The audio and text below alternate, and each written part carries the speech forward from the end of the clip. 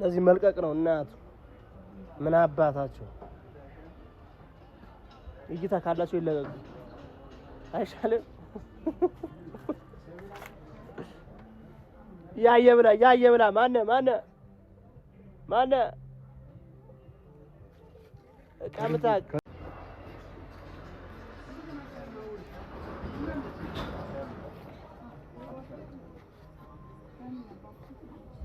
ማነ ዓለም ላይ ሌሉ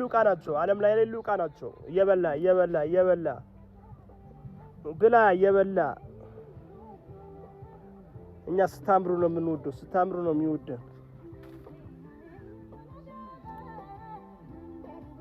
የኛ ስኬት እናንተ ስታምሩ ነው